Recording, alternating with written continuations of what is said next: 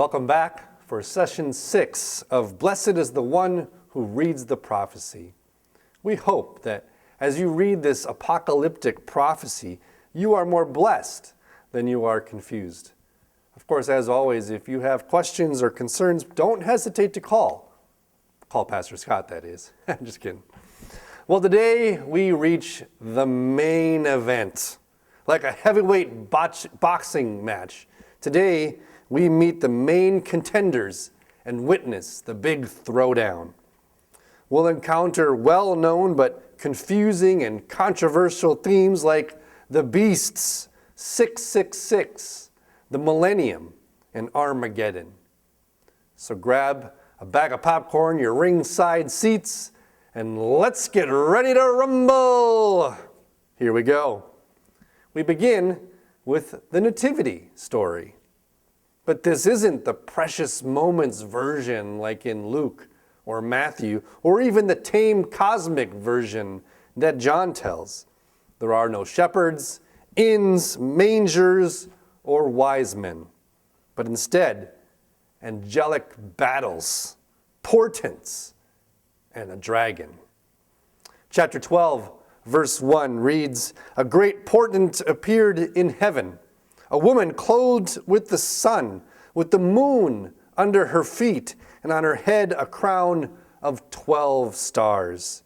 She was pregnant and crying out in birth pangs in the agony of birth."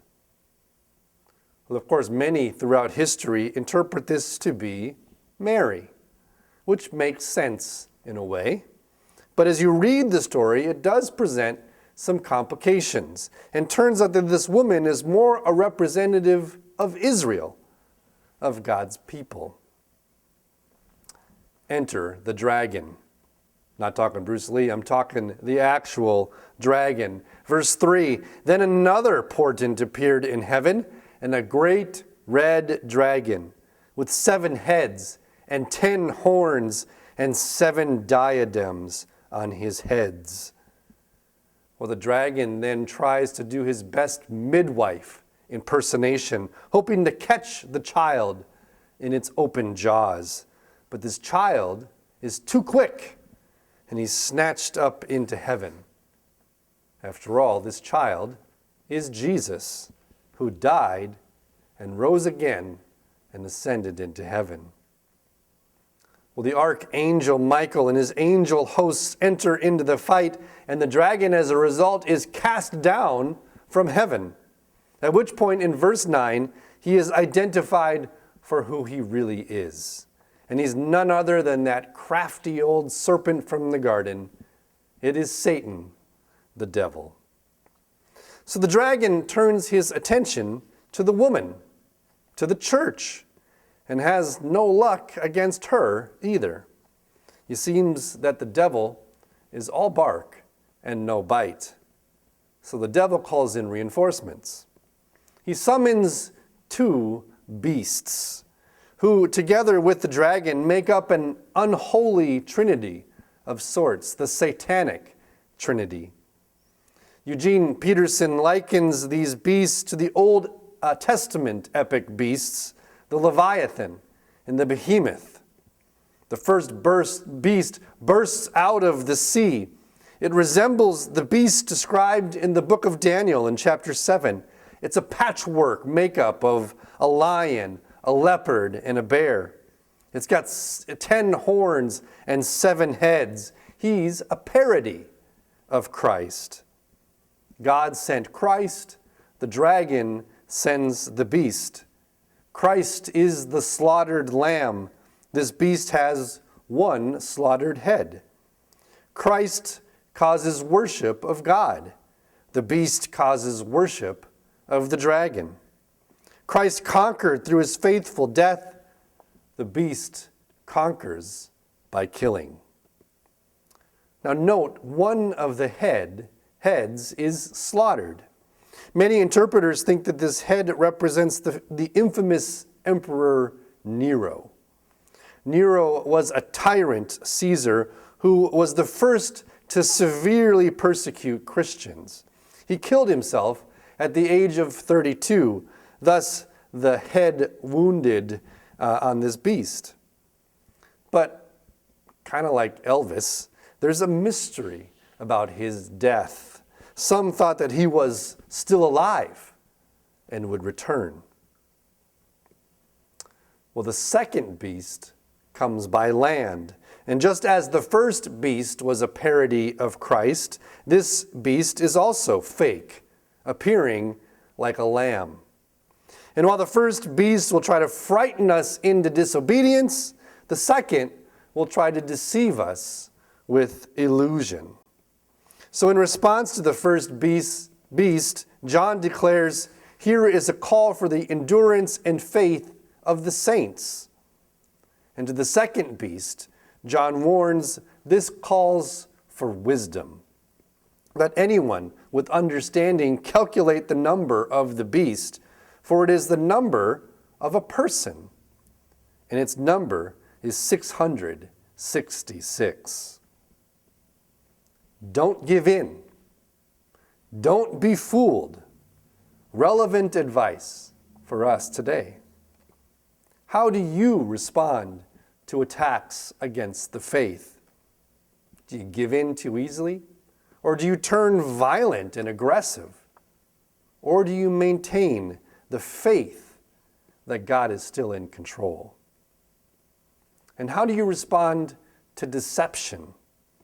Do you fall for anything that any so-called preacher says?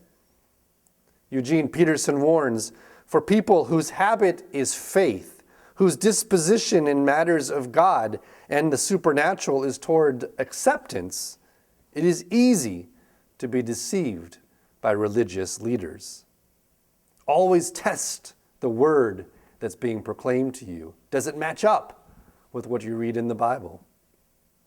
Eugene Peterson says that organized behavior is prone to violence, while organized belief is prone to deceit.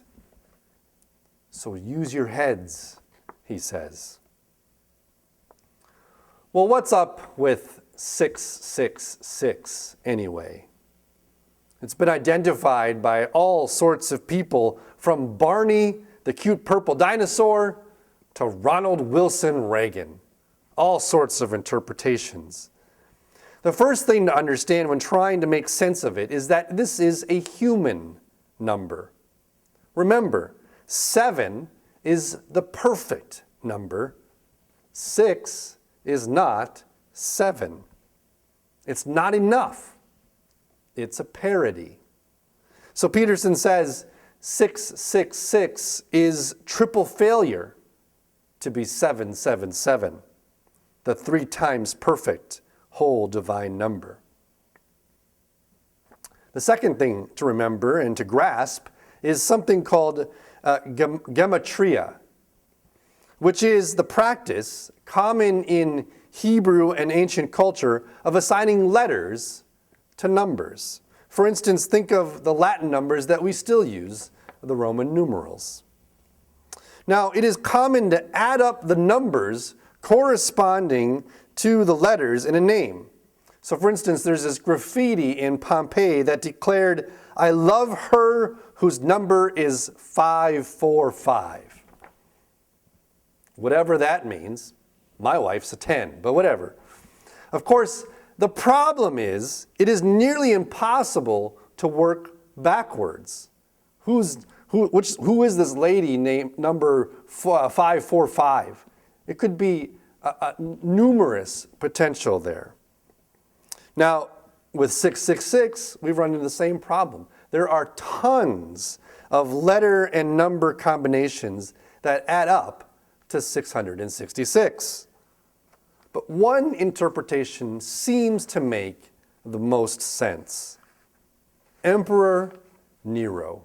Again, in Hebrew, it's Emperor Neron, and spelled in the Hebrew letters, and it adds up to 666, which, as we saw from the first beast, seems to fit with Nero.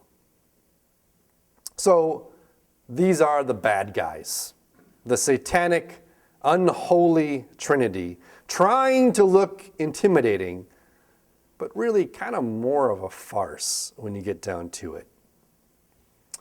Well, now it's time to meet the good guys.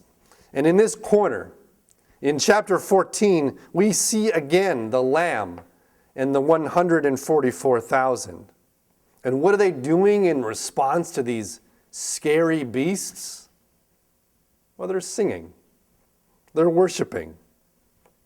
No big deal.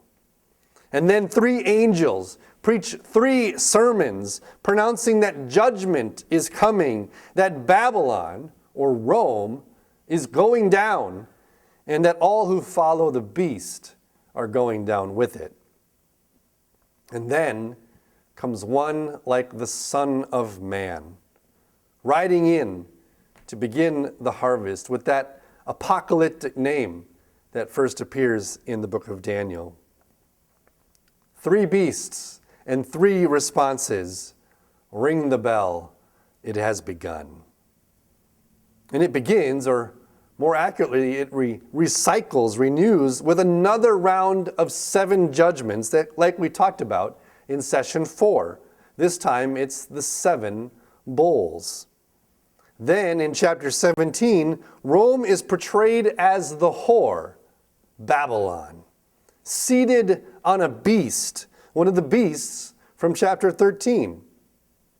Rome is not depicted as the beautiful goddess Romana, but rather as the great whore, reeling along in drunken stupor, ripe for the fall. I mean, imagine reading this as early Christians, intimidated and dominated by Roman power and might. You see, John is exposing Rome for what she truly is: vulnerable, mortal, a whore. Well, John spends the next 2.5 chapters describing both Rome's fall and then rejoicing in it. And finally, in chapter 19, the writer enters yet again. There was a white horse, it says. Its rider is called Faithful and True. His name is called the Word of God. And the armies of heaven, wearing fine linen, white and pure, were following him on white horses. On his robe and on his thigh, he has a name inscribed: King of Kings and Lord of Lords. Jesus has come. And things instantly don't go well for the devil and his forces. Then I saw the beasts and the kings of the earth with their armies gathered to make war against the rider on the horse and against his army. It's the great battle, Armageddon. And the beast was captured, and with it the false prophet who had performed in its presence the signs by which he deceived those who had received the mark of the beast and those who worshipped its image. These 2 were thrown alive into the lake of fire that burns with sulfur. And as for Satan, that dragon, well, he's thrown in to a bottomless pit, chained up for 1,000 years. Now, this 1,000 years, this millennium, described in Revelation 20, in which Christ rules, and after which Satan is released for a final throwdown, well, it's the source of a lot of mischief. Most interpreters see the millennium as taking place here on earth. It's kind of an interim before the final judgment. This, of course, drives an effort to relate John's imagery to world events. The millennium is a literal 1,000 years, so when year 80, 1000 happened, could that be it? Or remember all the hubbub around year 2000. These cities, Gog and Magog, are actual nations, the interpreters say. And so they try to equate them to modern nations. Could it be Russia? Could it be Iran? Wisconsin? Just my thought. People try to find and locate Armageddon on a map. Are you a millennialist, a premillennialist, or just a post-millennialist? I mean, we thought millennials were the problem. It goes deeper. Well, just ignore those labels because they're probably reading St. John's imagery wrong. Most likely, John sees all of this as part of one heavenly event. There is no interim messianic kingdom on earth. You see, like Babylon in chapters 17 through 18, the beast and the dragon in 19, and the nations supporting the beast after that, there's still some mopping up to do, which involves disposing of that dragon and his cronies, death and Hades too. But as you read through it, like all of Revelation, the chronology is really strange. And to systematize it is like walking through quicksand. So it's better off to just read the theological implications of this rather than try to map out an order of how it's going. I don't think that was St. John's intention. And so finally, Satan is disposed of. And notice, he goes quietly here. Some dragon he is. He'd already been defeated 3 times, and this time he doesn't even put up a fight. Well, so what do we make of all of this? Especially when we try to read it step by step, blow by blow. Well, as Eugene Peterson says, one of the unintended and unhappy consequences of St. John's Armageddon vision is that it has inflamed the imagination of the biblically illiterate into consuming end-time fantasies. Think of that whole Left Behind series. And in doing so, distracting them from the daily vigor of dogged obedience, of sacrificial love, and alert endurance. So instead of trying to interpret the times and fit them into the Revelation timeline, have faith. Live patiently and alertly, and know that the rider with the sword of the word coming from his mouth comes to save with that word, to cut you off from your sin, so that when that last day finally does come, and when that great battle comes to a close, you will be on the winning side, safe in Jesus' arms. Well, blessings on your continued reading of Revelation. Next session is going to be a lot of good news. Enjoy it, and we'll see you in church.